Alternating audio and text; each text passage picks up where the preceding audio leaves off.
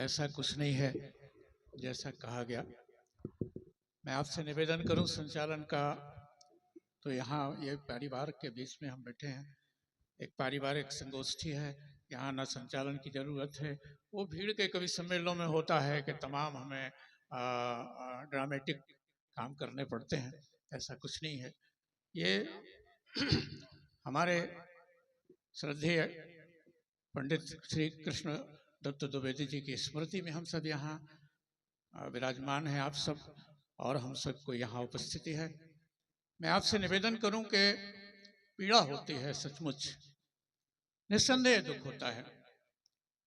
जिस कार्यक्रम में इस धरती के एक एक आदमी की सहभागिता होनी चाहिए, वहाँ उस जिम्मेदारी का निर्वाह है हमारा परिवार, हमारे पिता हैं तो हम कर रहे हैं।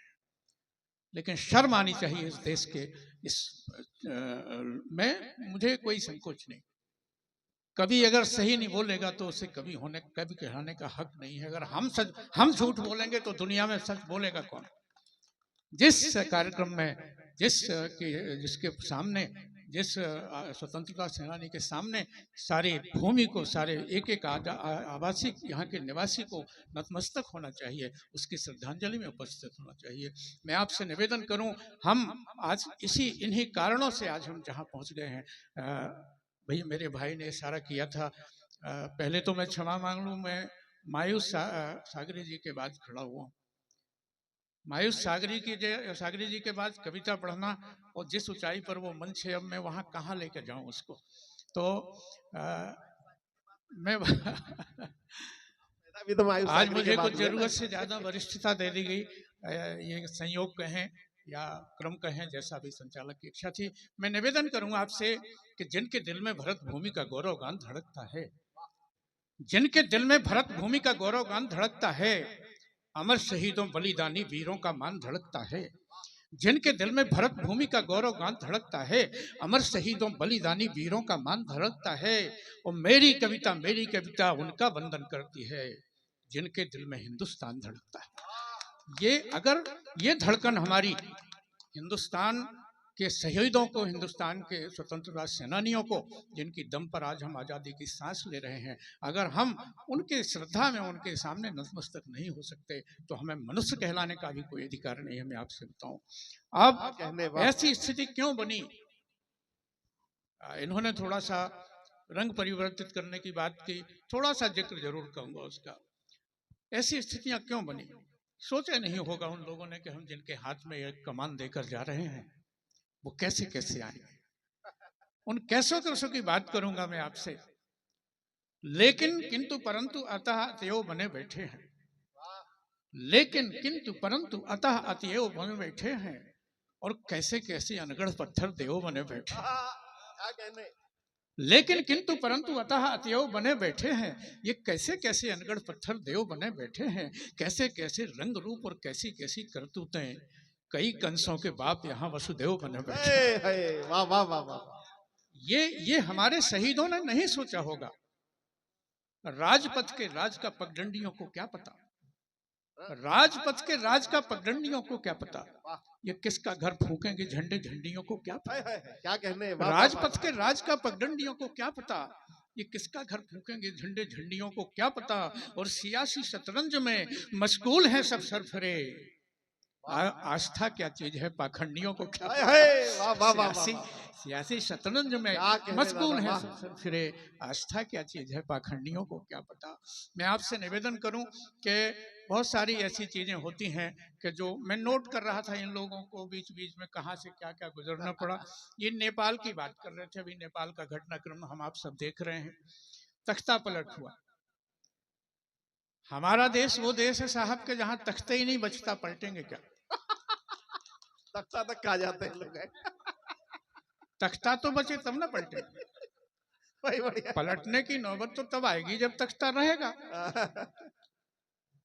एक कार्यालय होता है, आपके यहाँ सीओ साहब चले गए, कार्यालय होता है, उसमें कार्यालय में वो फर्नीचर नेचर सब डेड स्टॉक रजिस्टर होता है जिसमें सब रिकॉर्ड रहता है, और अधिकारी के घर के निवास में भी रहता है, उसके कितने सोफे हैं, उसके निवास में कितने पलंग है, वो सरकारी आवास जो दिया जाता है।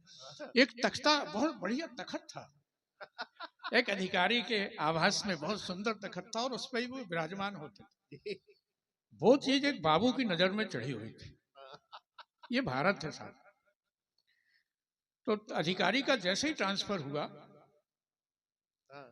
तो उस बाबू ने उठा के वो तखत अपने घर भिजवा दिया। एक बड़ा बाबू होता है, बड़ा बाबू। बिल्कुल। एक दिन वो बहुत खतरनाक आइटम होता है, हर ऑफिस में होता है। बाबू ही खतरनाक होता है और बड़ा अगर लग गया तो बहुत ही खतरनाक। मेरे ऑफिस में भी एक बड़ा बाबू था। तो वो बात मैं शुरू करूं उसके पहले मैंने उसके ऊपर मुझे कविता लिखनी पड़ी। हमारे दफ्तरों की जान है बड़े बाबू और देश की आन बान शान है बड़े बाबू। हमारे दफ्तरों की जान है बड़े बाबू, देश की आन बान शान है बड़े बाबू। और तमाम दफ्तरों की नाक है बड़े बाबू और तमाम अफसरों के कान है बड़े बाबू। ये उसकी अहमियत होती है। आज साहब का मूड कैसा है ये समझने का विज्ञान है बड़े बाबू। आज साहब का मूड कैसा है ये समझने का विज्ञान है बड़े बाबू। और बॉस इंग्लिश मिजाज का है तो एकदम मेड इन जापान है बड़े बाबू। और खुद ही सबसे बड़ी समस्या है और हर समस्या का समाधान है बड़े बाबू। खुद ही सबसे बड़ी समस्या है और हर समस्या का समाधान है बड़े बाबू। और हम ना ये ना होते तो हम कहाँ जाते, हम पे सरकार का एहसान है बड़े बाबू। तो ये जो आइटम होता है तो उस बड़े बाबू की नजर थी कि ये साहब का तखत बहुत शानदार है। साहब का ट्रांसफर हुआ और बाबूजी ने साहब की विदाई के बाद तखत पहले घर भेजा। और जो डेड स्टॉक रजिस्टर था उसका, उसमें एक डंडा बढ़ा दिया, तखत जहां लिखा था उसने तख्ता कर दिया उसको और एक पटिया रख दिया। ये हिंदुस्तान।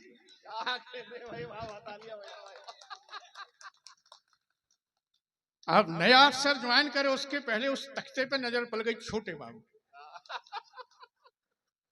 तो उसने उस तख्ते को घर भिजवा दिया। उसने उस जहां तख्ता लिखा था डेड स्टॉक रजिस्टर में, उसमें बड़ी की मात्रा और लगा दी। ये हिंदुस्तान तख्ती हो गई।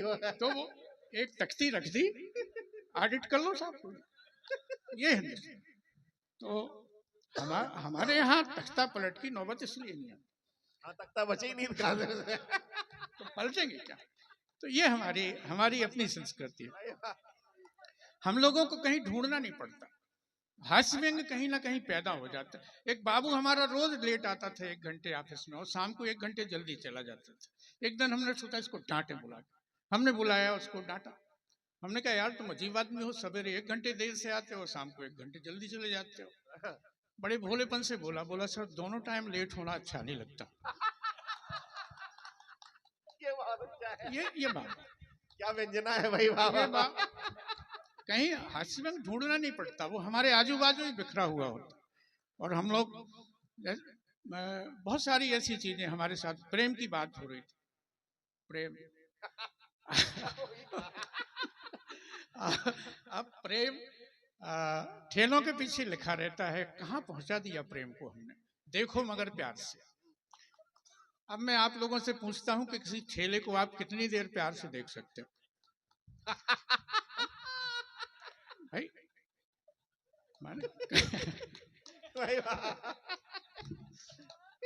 नहीं, आप लोगों को थोड़ा सा चेतन करना मेरी जिम्मेदारी। और ये मैं पूरी रात कर सकता हूँ, भगवती ने बहुत स्टॉक है मेरे पास, कोई उसमें दिक्कत नहीं है। परिचय दिया इन्होंने, बड़ा अच्छा बढ़ा चढ़ा के परिचय दिया। आदरणीय एक बार जवाहरलाल नेहरू जब प्रधानमंत्री हुआ करते थे तो आगरे का पागल खाना देखने गए। तो डॉक्टरों ने सोचा कि यार प्रधानमंत्री आ रहे हैं और मरीजों से भी मिलेंगे, तो उन्होंने 3-4 पागल जो थोड़ा ठीक हो गए थे उनको सेलेक्ट किया प्राइम मिनिस्टर से मिलवाने। अब साहब जवाहरलाल नेहरू जी पहुंचे, हॉस्पिटल का निरीक्षण किया, बोले मरीजों से भी मिलवाओ, कुछ मरीज हैं क्या? तो बोले बहुत सारे मरीज हैं साहब, 3-4 से मिलवा देते। अब वो 3-4 पागल उन्होंने खड़े कर दिए। जवाहरलाल नेहरू जी सामने आए तो नेहरू जी ने पूछा कि तुम लोग मुझे जानते हो? वो पागल बोले नहीं। अरे बोले मैं भारत का प्रधानमंत्री हूँ, जवाहरलाल नेहरू। अच्छा, बोले आज ही आए हो? बोले हम भी पहले यही कहते थे। 10-5 दिन यहाँ रहोगे तो ठीक हो जाओगे।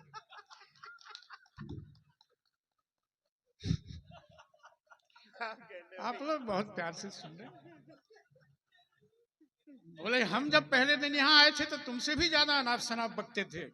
तुम अपने को जवाहरलाल नेहरू बता रहे हो, हम अपने को मोतीलाल नेहरू समझा करते। तो ये परिचय भी इन्होंने बहुत शानदार परिचय दिया। हम और अर्जुन सिंह चांद एक कवि सम्मेलन में जा रहे थे, तो भूख लग रही थी और वो गंतव्य हमारा थोड़ा दूर था, तो कहा यार कुछ खा लें। एक ढाबा मिल गया, तो उस ढाबे में हम लोग कुछ खाने लगे थोड़ा थोड़ा। हमारी टेबल के बाजू में दो लोग आपस में बात कर रहे। एक बोला भाई सब कहाँ रहते हो? बोले बड़ा मलेहरा में। बोले यार बड़ा मलेहरा में तो मैं भी रहता हूँ। बोले कहाँ? बोले बिल्कुल एक्सीलेंस के सामने। बोले कमाल है यार, वहीं तो उसी मोहल्ले में मैं रहता हूँ। बोले गली नंबर? बोले गली नंबर 4। बोले कमाल करते हो यार, गली नंबर 4 में तो हम भी रहते हैं। बोले हाँ। Flat number? बोले फ्लैट नंबर 12। अरे बोले करते क्या हो यार, फ्लैट नंबर 12 में तो हम भी रहते हैं। तो हमने उस ढाबे वाले से कहा कि यार ये मामला क्या है? तो बोले भाई साहब मामला कुछ नहीं है, आप इन बेवकूफ़ों के बीच में काहे को जबान खोलते हैं? ये दोनों बाप बेटे हैं, जब ज्यादा हो जाती है तो वैसे ही बोलते हैं। तो परिचय भी अलग अलग तरह के, किस परिस्थिति, परिचय इस बात पे निर्भर होता है कि किस परिस्थिति में हो रहा है, और परिचय देने वाला कौन है और लेने वाला कौन है, और उनकी मानसिक स्थिति क्या है। तो कुल मिलाकर ये तरह तरह के संदर्भ हम लोगों के जीवन में आते रहते हैं। मैं आपसे निवेदन करूं, एक शब्द जो बात मैं कह रहा था, ऐसी ऐसी समस्याएं हमारे देश में। किसी शायर की मुझे वो पंक्तियां याद आती हैं आदरणीय, कि तो वो तपती धूप से बचकर निकल आया तो है, लेकिन वो तपती धूप से बचकर निकल आया तो है, लेकिन गिरती हुई दीवार के साये में खड़ा है। मैं नहीं मानता कि भारत आज सुरक्षित है, इसलिए कि जहां से आप चले थे आप वहीं पहुंच रहे हैं, ये भूलिए मत। भले यहाँ गिनती के लोग हों, मेरी बात अगर किसी तक पहुंचा सकें, इस देश के एक एक नागरिक तक पहुंचा सकें, तो मैं धन्य समझूंगा अपने आप को। जितने लोगों तक आप ये संवाद पहुंचा सकें, भूलिए मत हम जहां से चले थे सन 47 से, आज भी हम सन 47 में हैं और आगे भी सन 47 की तरफ तेजी से बढ़ रहे हैं। मैं आपसे निवेदन करूं, कुछ पंक्तियां पढ़ना चाहता हूं देश के हालात पर। वाह, अब वो प्रेम की बात तो नहीं करूंगा, इसलिए कि गड़बड़ हो जाएगा मामला। फूस का ये घर तब भी था और आज भी है। फूस का ये घर तब भी था और आज भी है, और जलने का डर तब भी था और आज भी। फूस का ये घर तब भी था और आज भी है, जलने का डर तब भी था और आज भी है। जो भी आया दो एक मूसल मार गया, जो भी आया दो एक मूसल मार गया, ओखली में सर तब भी था। वाह, ये प्रजातंत्र का ढोंग सियासत का पानी, ये प्रजातंत्र का ढोंग सियासत का पानी सर से ऊपर तब भी था और आज भी है। ये प्रजातंत्र का ढोंग सियासत का पानी सर से ऊपर तब भी था और आज भी है। जलियांवाला बाग समूचा देश बना, जलियांवाला बाग समूचा देश बना, जनरल डायर तब भी था, आज भी है। आज भी है। मैं आपसे निवेदन करूं कि किस किस एंगल से हम विचार करें और सोचें कहीं ना कहीं देश की बारे में। हम लोग कभी हैं, हम आशावादी होते हैं, कभी हम निराशावादी नहीं होते। एक गीत की दो तीन पंक्तियां पढ़ता हूँ। स्वागत है।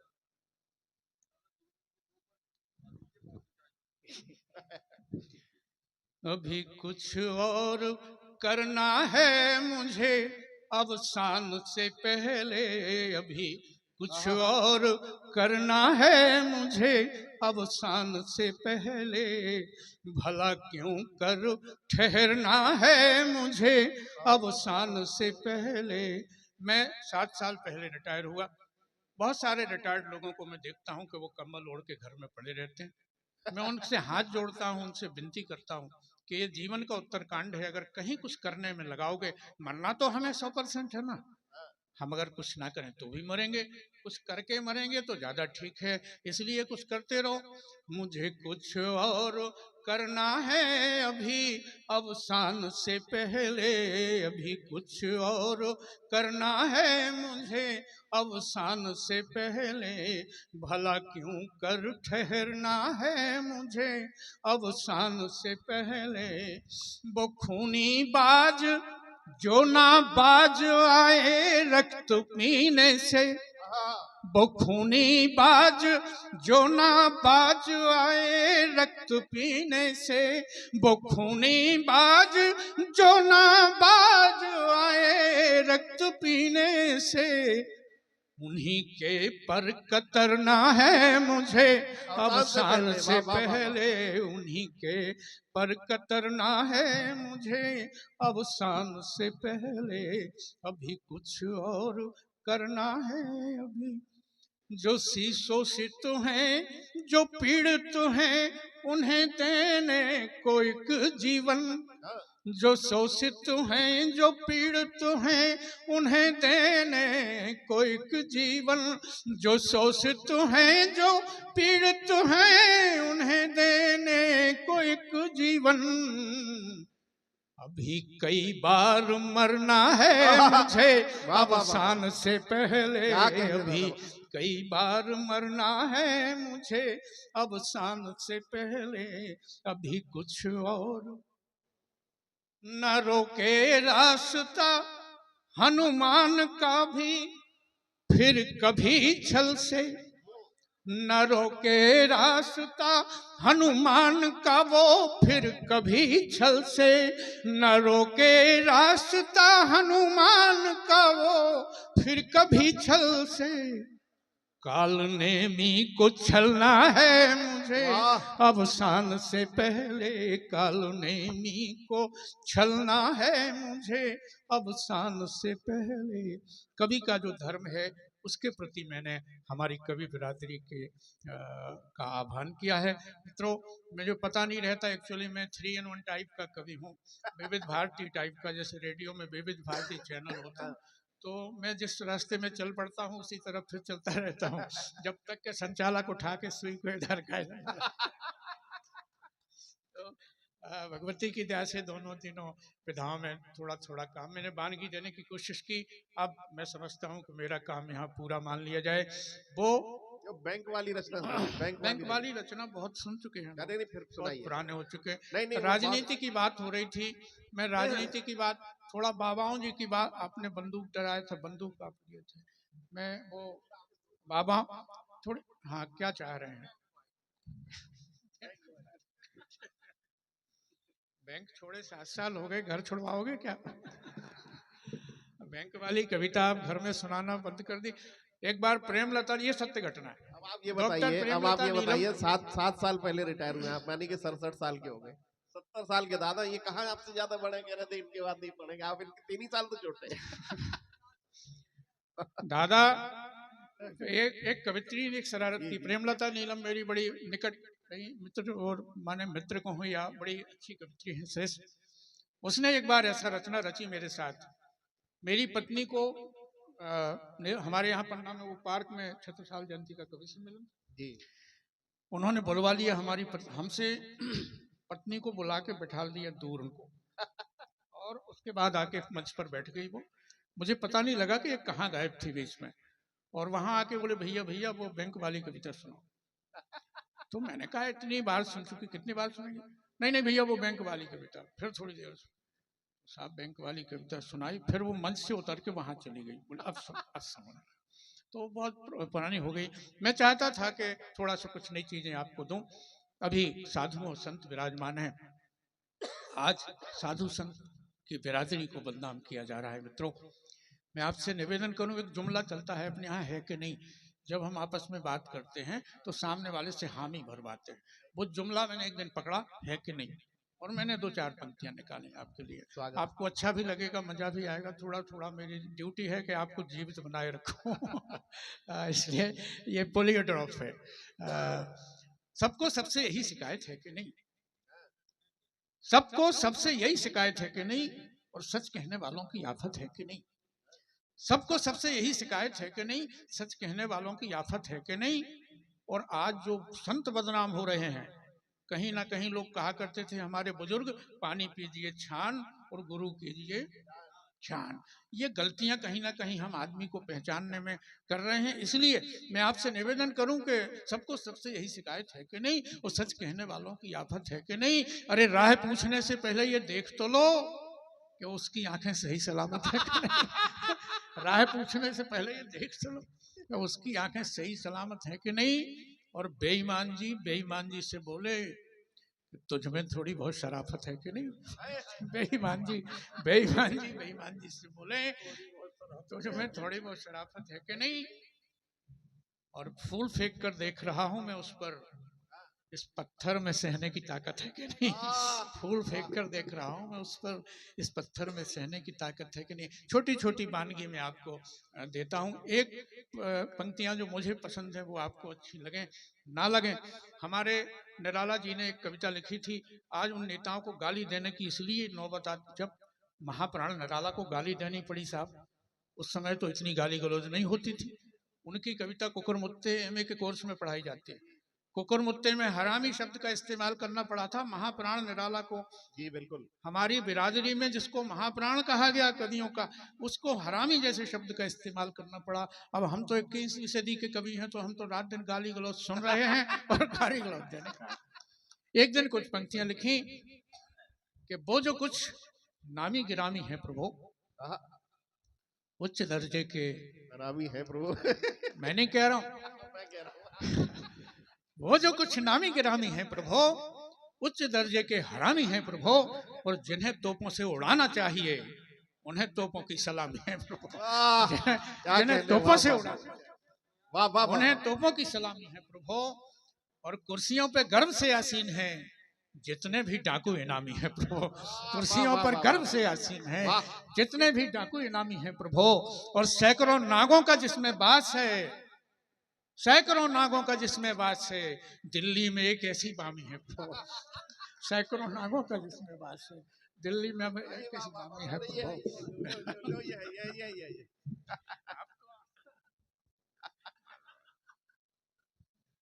वाह, इस देश में जिंदा रहने के लिए आदरणीय कितने चेहरे हमें चढ़ाने पड़ते हैं, अपने नकाब, कितने नकाब हमें चढ़ाने पड़ते हैं, ओढ़ने पड़ते हैं, अपने चेहरे पर कितने चेहरे चढ़ाने पड़ते हैं। कुछ पंक्तियां देता हूं, व्यंग की निवेदन करता हूं। तमाम जिंदगी रुसवाइयों के साथ रहे, तमाम जिंदगी रुसवाइयों के साथ रहे, जैसे सूरज कोई परछाइयों के साथ रहे। तमाम जिंदगी रुसवाइयों के साथ रहे, जैसे सूरज कोई परछाइयों के साथ रहे। और लोग गैरों के साथ चैन से जी लेते हैं, मजाल क्या कोई भाइयों के साथ रहे। लोग गैरों के साथ चैन से जी लेते हैं। अभी परिवार की बात किसी ने उठाई थी। लोग गैरों के साथ चैन से जी लेते हैं, मजाल क्या कोई भाइयों के साथ रहे। और यहाँ नुमाइशी चेहरों की होड़ चलती है, किसका साहस है कि गहराइयों के साथ रहे। यहाँ नुमाइशी चेहरों की होड़ चलती है, किसकी हिम्मत है कि गहराइयों के साथ रहे। और निवेदन करूं आपसे, राजनीति की फिर बात आ जाती है। अगर 2 लाइनों में मैंने पूरी राजनीति का खाका खींच दिया हो तो मुझे आशीष देना। मैं निवेदन कर रहा हूं आपसे कि सुबह की शांति वार्ता के चीफ गेस्ट थे वो, सुबह की शांति वार्ता के चीफ गेस्ट थे वो, तमाम रात जो दंगाइयों के साथ रहे। सुबह की शांति वार्ता के चीफ गेस्ट थे वो, तमाम रात जो दंगाइयों के साथ रहे। और अपना हम कवि हैं, अपना लोगों से सरोकार भी गजब का है, जैसे सरदार कोई नाइयों के साथ रहे। अपना लोगों से सरोकार भी गजब का है, जैसे सरदार कोई नाइयों के साथ रहे। और खैरियत पूछ रहे हो तो बता देता हूँ कि हम वो बकरे हैं जो कसाईयों के साथ हैं। खैरियत पूछ रहे हो तो बता देता हूँ कि हम वो बकरे हैं जो कसाईयों के साथ रहे। मेरी फागुन से मुलाकात अधूरी है अभी, कहो बसंत से अमराइयों के साथ रहे। मैं अब अंत में जिंदगी के 2 पल की बात हुई है, वहां मैं खत्म कर देता हूँ। नहीं, दोनों सुनाएंगे तो 10 मिनट लगेगा। कोई बात नहीं, 10 मिनट लगे। आप बैंक वाली से डर क्यों रहे? भाभी यहाँ थोड़ी ना है। नहीं, मैं डर नहीं रहा। मुझे एक आदत है कि पुरानी कविताओं को प्राय हमें छोड़ता चला जाता हूँ, आगे भगवती जो प्रसाद देती है उसकी तरफ चलता हूँ। चलिए मैं सुना देता हूँ। क्या है, हर आदमी की बातचीत पे उसके पेशे का प्रभाव होता है। आपको पुलिस वाला मिलेगा तो गाली देता मिलेगा, है ना, नेता मिलेगा तो झूठ बोलते ही मिलेगा। तो उसके धंधे का, उसके बातचीत पे प्रभाव होता है। मैं बैंक में 39 साल नौकरी कर रहा था। बैंक में अधिकारी होना पाप है। मैं दुर्भाग्य से बैंक में था। हालांकि इसमें दुर्भाग्य मेरा नहीं, बैंक का था। तो बिल्कुल सही है। अब 39 साल जिन शब्दों में हमने रमण किया होगा, जीवन को किया होगा, उनका प्रभाव हमारे जीवन पर भी पड़ा होगा। तो वो वहां से वो कविता निकल के आई। मैं आपको सुना देता हूँ। सकारे सकारे हमारे एक मित्र घर पधारे, सकारे सकारे हमारे एक मित्र घर पधारे, बोले चंदपुरिया 24 घंटे बैंक की डेबिट क्रेडिट में लगे रहते हो, ये बताओ कविताएं कब लिखते हो? तो मैंने कहा मित्रवर आपके सवाल में दम है, लेकिन हम बैंक वालों की जिंदगी क्या किसी व्यंग्य कविता से कम है? हम बैंक वालों की जिंदगी क्या किसी व्यंग्य कविता से कम है? इतने में हमारी पत्नी चाय लाई। मैंने कहा स्वीकार कर भाई। पत्नी मेरा मूड समझ के मुस्कुराई। मैंने कहा मित्र इन्हीं को देख लो आप, जब ये तुम्हारी भाभी इस घर में नई नई आई थी तो नए नोटों सी सुंदर, मिनी लेजर सी हल्की और कैशियर की तरह गिन गिन कर कदम रखती थी। क्या कहने, वाह। नए नोटों सी सुंदर, मिनी लेजर सी हल्की और कैशियर की तरह गिन गिन कर कदम रखती थी और शाखा प्रबंधक के हस्ताक्षरों की तरह संभल संभल कर बातें करती थी। वाह। इनका स्वभाव बैंक खाते की तरह गोपनीय था। इनका स्वभाव बैंक खाते की तरह गोपनीय था। हमारा सारा घर रमणीय था। प्रथम मिलन में इन्होंने दिल की तिजोरी खोली और बड़े नपे तुले शब्दों में बोली, मैनेजर प्रियतम, मैं तुम्हारे घर आंगन में स्थापित होने जा रही लघु उद्योग इकाई हूं। मैं तुम्हारे घर आंगन में स्थापित होने जा रही लघु उद्योग इकाई हूं। प्रेम के सावधि ऋण के लिए आवेदन पत्र लाई हूं। तुम मुझे गरीबी रेखा के हितग्राही की तरह मत भटकाओ। दूर बैठे हो, पास तो आओ। बड़े निष्ठुर हो, बड़े हरजाई हो। तो हमने पूछा नो ड्यू सर्टिफिकेट लाई हो? भाई वाह। आप सबकी दुआ, जैसे तैसे एग्रीमेंट हुआ। हम नहीं, हास्य मर्यादित हो, ये बहुत जरूरी है, तभी उसकी मर्यादा होती है। जैसे तैसे एग्रीमेंट हुआ। हम दोनों ने अपने अपने जीवन का आधा आधा हिस्सा एक दूसरे के लिए कर दिया आरक्षित। अपन ने पत्नी के गले में मंगलसूत्र टांगा जिसके लॉकेट पर लिखा था ग्रामीण बैंक से वित्तीय सहायता प्राप्त और अनुबंधित।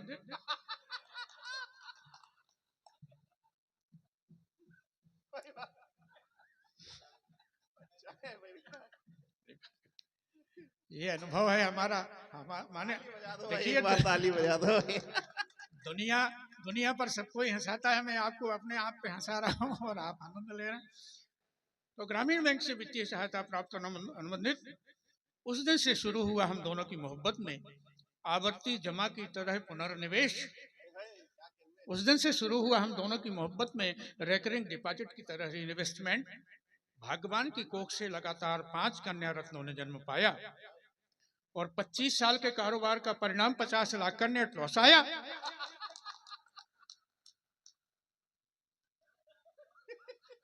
भाग्यवान की कोख से लगातार 5 कन्या रत्नों ने जन्म पाया और 25 साल के कारोबार का परिणाम 50 लाख का नेट लॉस आया। हमारी दुर्दशा देखकर जब ऊपर वाले का कलेजा हिला, तब कहीं 6वें नंबर पर एक बियर चेक मिला। क्या शब्दावली है भाई, वाह। अब ये बिस्किट से डबल रोटी हो गई है। सेविंग्स बैंक की लेजर सी मोटी हो गई है। हमारी बातें फर्जी टेबल की तरह काट देती है। हमारी बातें फर्जी टेबल की तरह काट देती है और बात बात में चैम्बर में बुला के डांट देती है। फील्ड ऑफिसर की तरह मार्केट के दौरे पे जाती है और आते ही साथ खर्चे के वाउचर थमाती है। अब इस महंगाई के जमाने में बंदे का परिवार जैसे तैसे पल रहा है। और दोस्तों, आजकल हम दोनों की मोहब्बत में ओवरड्राफ्ट चल रहा है। हम दोनों की मोहब्बत में आजकल दोस्तों ओवरड्राफ्ट चल रहा है। इस कविता की अंतिम पंक्तियां जिसके कारण आप इसे कविता कह सकते हो, इसी के लिए ये पूरी कविता लिखी गई। हमारी दुर्दशा पर ही सही दोस्तों हंसी हंसाइए। ईद हो दिवाली हो मोहब्बत से मनाइए। हमारी दुर्दशा पर ही सही मित्रों हंसी हंसाइए। ईद हो दिवाली हो मोहब्बत से मनाइए। दरअसल ये दुनिया एक बहुत बड़ा बैंक है। ये दुनिया एक बहुत बड़ा बैंक है जिसमें हमारे आपके इनके उनके सबके सांसों के चालू खाते हैं। ये दुनिया एक बहुत बड़ा बैंक है जिसमें हमारे आपके इनके उनके सबके सांसों के चालू खाते हैं, और हर दिन हर रोज हमें 21,600 सांसें भविष्य के खाते से डेबिट करके अतीत के खाते में क्रेडिट कर जाते हैं। काश मेरे और आपके मिलने से आपके दिलों में कुछ पल के लिए ही आनंद हो जाए। कोई नहीं जानता दोस्तों किसका खाता किस जगह बंद हो जाए। भाई वाह वाह कोई वाह नहीं वाह जानता वाह वाह वाह दोस्तों वाह, किसका खाता किस जगह बंद हो जाए। कोई क्या नहीं कहने, जानता वाह वाह दोस्तों वाह, किसका खाता किस जगह। यही तो दर्शन। और अब दर्शन की बात हुई, उस गीत के साथ मैं अपनी बात को विराम देता हूँ। इन्होंने मुझे ये पता नहीं था कि इन्होंने लंबी पारी खेलने के लिए मुझे बचा के रखा है। निवेदन करूं, नहीं थकान, यूं किताबों का यहाँ अंबार है, उस गीत को मैं पढ़ देता हूँ। बहुत प्यार दिया उसको। और जीवन दर्शन की बात, आज धार्मिक ही काम तो हुआ है मुझसे। हमने संचालक ने थोड़ा थोड़ा अधर्म की तरफ वो नहीं हुआ। आज बड़ा सात्विक मंच रहा। और अगर कवि सम्मेलन हो तो ऐसे ही होना चाहिए। तो मैं आपसे निवेदन करूं कि यूं किताबों का यहाँ अंबार है, व्याख्यानों की बड़ी भरमार है। यूं किताबों का यहाँ अंबार है, व्याख्यानों की बड़ी भरमार है, और जिंदगी की खोल कर देखें किताब, भूमिका में लिखा उपसंहार है। वाह, जिंदगी की खोलकर देखें किताब, भूमिका में लिखा उपसंहार है। हमारी मृत्यु उस दिन ही तय हो जाती है जिस दिन हमें इस दुनिया में भेजा जाता है। मैं आपसे निवेदन करूं, आइए। ये जिंदगी के दो पल, ये जिंदगी के दो पल, ये जिंदगी के, ये आपने कहते सुना होगा लोगों को, अरे यार 2 दिन की जिंदगी, 2 पल की जिंदगी, क्यों ऐसा करते हो, क्यों वैसा करते हो। वो बात मैंने उठाई और उसमें से गीत आपके लिए लेके आया। ये जिंदगी के 2 पल, ये जिंदगी के 2 पल, सूलों को सौंप दामन, सूलों को सौंप दामन, सूलों को सौंप दामन, फूलों की फसल बो चल। ये जिंदगी के 2 पल, ये जिंदगी के 2 पल, ये जिंदगी के 2 पल, ये जिंदगी के 2 पल। आइए। जीवन में वेदनाएं न हो तो कैसा जीवन, जीवन में वेदनाएं न हो तो कैसा जीवन, जीवन में वेदनाएं न हो तो कैसा जीवन। अनुभूतियाँ सुखों की, अनुभूतियाँ सुखों की, अनुभूतियाँ सुखों की, चपला की तरह चंचल। ये जिंदगी के 2 पल, ये जिंदगी के 2 पल, ये जिंदगी के 2 पल, ये जिंदगी के 2। थोड़ा सा आपका रिदम मिलता रहेगा तो मुझे भी पढ़ने में मजा आता रहेगा। हम कवि हैं। गागर में अपनी भर ले सारे जहां के आंसू, गागर में अपनी भर ले, गागर में अपनी भर ले सारे जहां के आंसू, अमृत मिला उसी को। अगर एक कवि ने, आदि कवि ने वो आंसू अपने दामन में न भरे होते तो इस धरती को अनुष्टुप छंद का जन्म नहीं हुआ था। और उस आदि कवि वाल्मीकि को हम यहाँ स्मरण करते हैं।